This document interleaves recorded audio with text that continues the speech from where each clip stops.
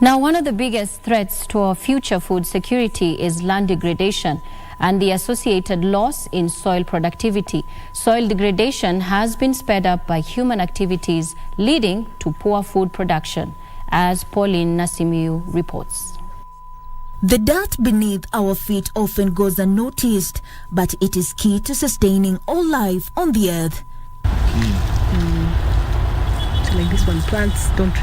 But when the soil degrades over time, its quality declines and diminishes its capacity to sustain life.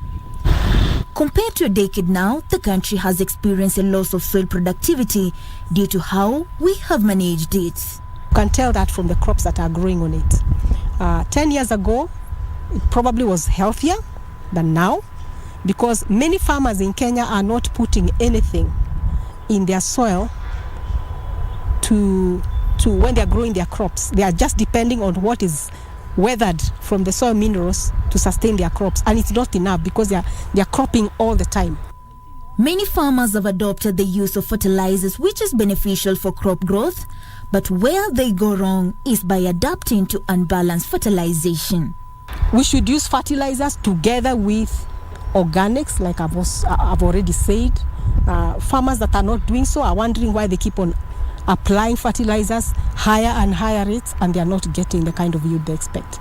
It's because they are not supplementing the other 13 or the other many other nutrients that are not contained in the fertilizer in their crop residues. Failure to do soil tests by farmers has made plants growing in it to suffer from nutrient deficiencies or toxicities. They are not testing their soils enough. We recommend that soils should be tested every 3 to 5 years. It just costs 1,000 shillings in terms of soil testing one sample. It's an expensive thing, but it's very accurate, and it's a worthy investment for yourself. You will be glad that you spent 1,000 shillings to get many more 1,000 shillings out of your farm. If you find that your crop is not doing well and you have fertilized, please go for a soil test. They will tell you what you need.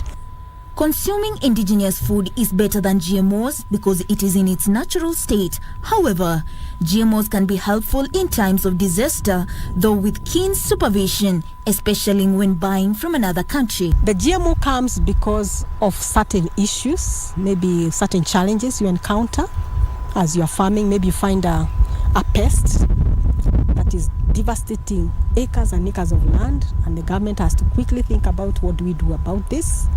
And of course, they have to think about it and breed something that will resist that pest. Maybe that is how the GMO will come in. But like I said, when you are buying GMO from another country, I think you need to know how it was grown before you buy it yourself.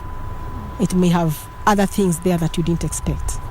And that is where the problem is. Essentially, life starts and ends in the soil. If a nation destroys its soil, its health status and lifespan is also destroyed. Pauline Nasimiyu for Channel One News, Nairobi.